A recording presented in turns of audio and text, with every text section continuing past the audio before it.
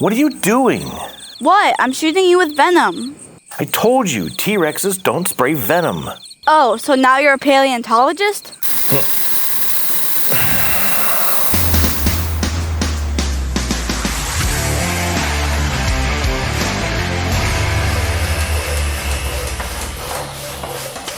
Hello there, welcome. I am Jeff, and this is Tabletop Toolbox. In 1990, author Michael Crichton wrote the novel Jurassic Park, which 3 years later would be turned into an Academy Award-winning film by Steven Spielberg, paving the way for 5 sequels, with a 6th already announced.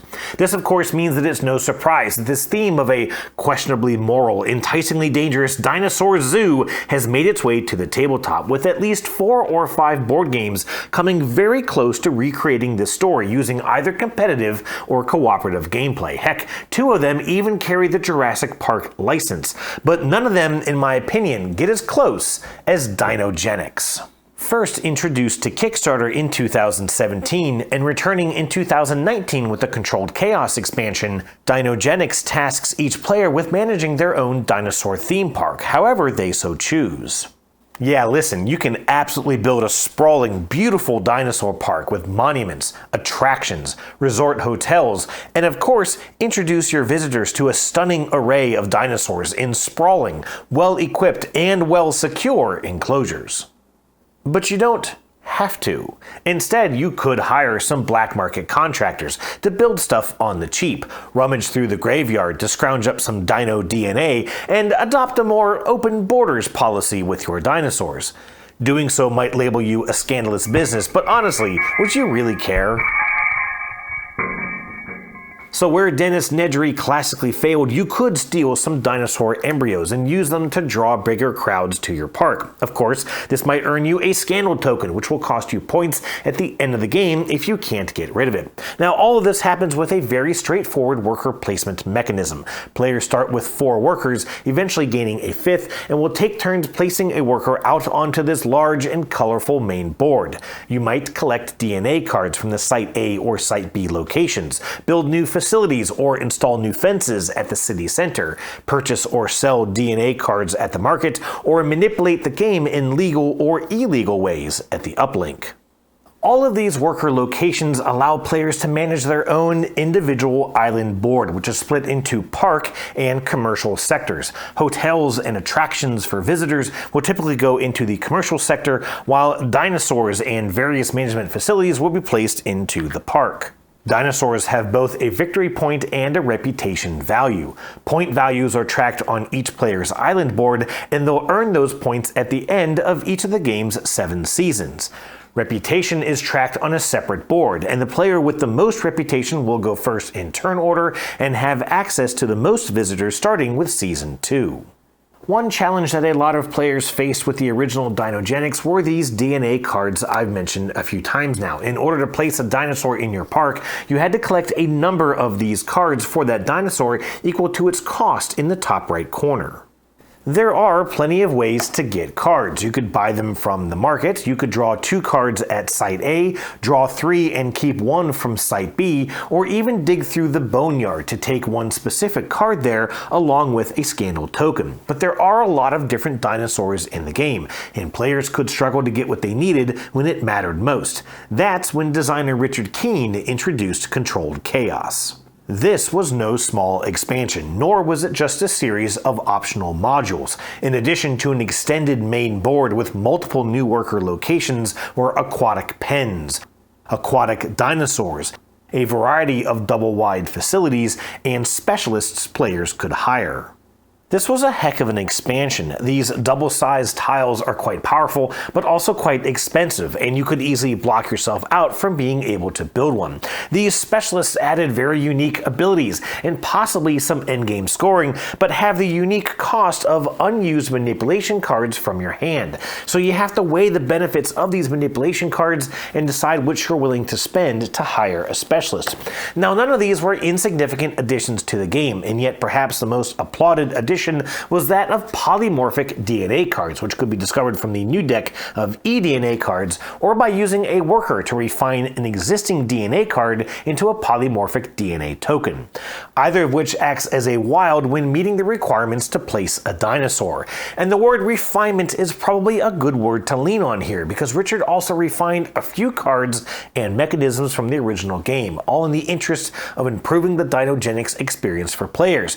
And that is ultimately what brings me here today, to tell you about his newest expansion and big box storage solution, Dinogenics New Arrivals. In addition to housing both the base game and controlled chaos components, New Arrivals seeks to further refine the Dinogenics experience, with just enough new content to bring this game roaring back to life. While Controlled Chaos was mostly new content, a new board, new dinosaurs, facilities, specialists, and more, New Arrivals ironically doesn't have that much new content. Instead, Richard is using this opportunity to balance out some of the actions in the game, encouraging players to revisit worker spots they possibly haven't used since Controlled Chaos, and giving them a few new tricks up their sleeves as they manage their complex, ever-changing dinosaur park. And while up to this point I've been a little light on the details, I'm going to now dive a little deeper into what New Arrivals is bringing to Dinogenics, since this will be launching on Gamefound in the very near future. Just before I do though, let me mention that this is a prototype copy and prototype components, so just keep in mind that what you see here may still change before final printing. New Arrivals doesn't add a new board, it instead replaces the two separate boards with one combined board, itself coming in several inches smaller than the original two boards combined. While there aren't any new locations, several existing locations have been tweaked in this new expansion. The market has grown by 33%, and there's a new training facility over at Intelligent Designs HQ. I'll run through each of these tweaks real quick. Up first is the Site B, which still lets players draw 3 and keep 1 DNA card, but it also provides a new market token. While players must still take 2 different actions when they visit the city center on the main board, they can now spend any number of market tokens to take an additional action at the city center, and these tokens let them take any action, even one they've already taken. Also new are these reputation tokens, which players can acquire at the timeshare location, along with the default guest and single credit. These provide a single reputation bump to a player, but there are less tokens than there are players, and if a player is owed a token when none are available, they get to take one from any player of their choice, adjusting both reputation tracks appropriately. The Boneyard still lets players take any DNA card present there, gaining a scandal token, but they can now do this twice per visit, perhaps making it a little easier to produce the dino you're aiming for. The market now has an additional space with a discount, and now whenever a player would discard a DNA card from any of the sites on the board, those cards instead go to the market. This means that your market will see much more variety with new arrivals, and you're likely to have more options in the Boneyard. And now, my favorite part. The new training facility allows players to boost the abilities of some of their workers. These little tokens fit perfectly into the worker slots of the original player board, and when you place a worker from one of these upgraded slots in a future season, they provide an additional benefit that can be taken before or after you take the action with that worker. These might provide a discount on any costs, boost any gained income, let you use an occupied action space, or let you grab additional fences or goats to feed your carnivores. I love these new training tokens, and while I've never really dabbled too much with the aquatic dinosaurs from the Controlled Chaos expansion, these new upgrades give me an extra reason to visit the IDHQ, helping to breathe a little life into that side of the board. And honestly, that's kind of what this expansion is all about, adding new purpose to visit older places on the main board that had maybe lost some usefulness as this game has evolved. But okay, let's talk about the new dinos. Players can now welcome Carnotaurus, Compsognathus, and Dunkleosteus dinosaurs to their parks. Like a lot of the dinosaurs added with Controlled Chaos, these dinos do more than just provide reputation and points. The Carnotaurus provides points whenever an herbivore is later added to your park.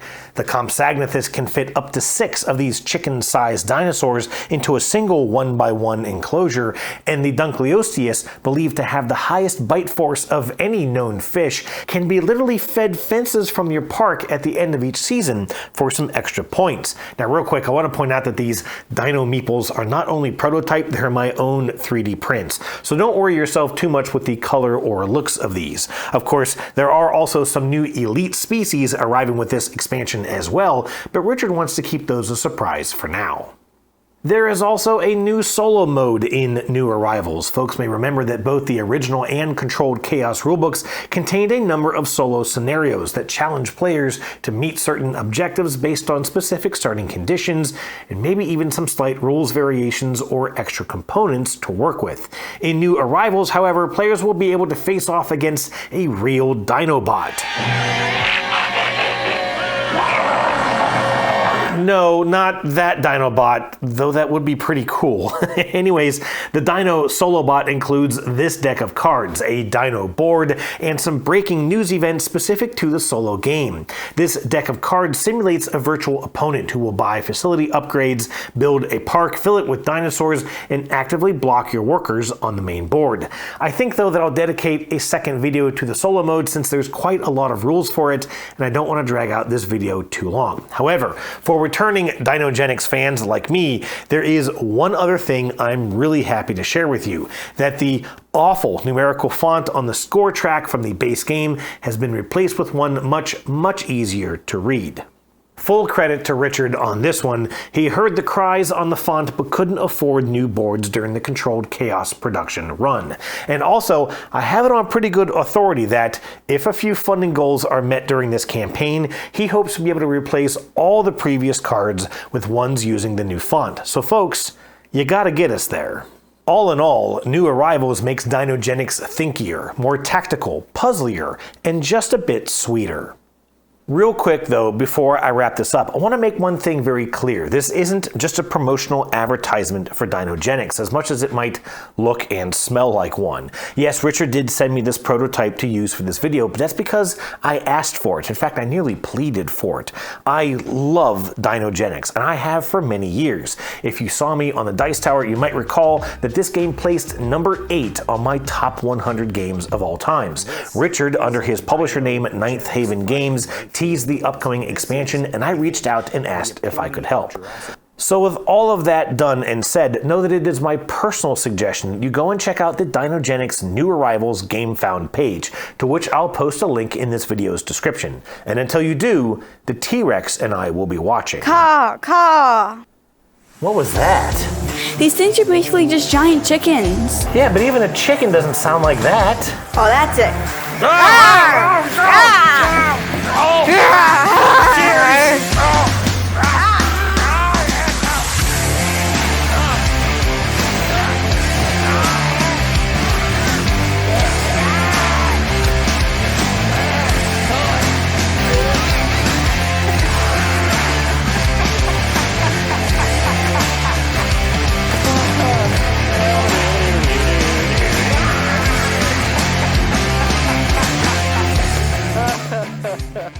Okay, alright, that's probably enough. Ow! Dinosaurs don't kick people! Yes, they do. This is bullshit. Ugh.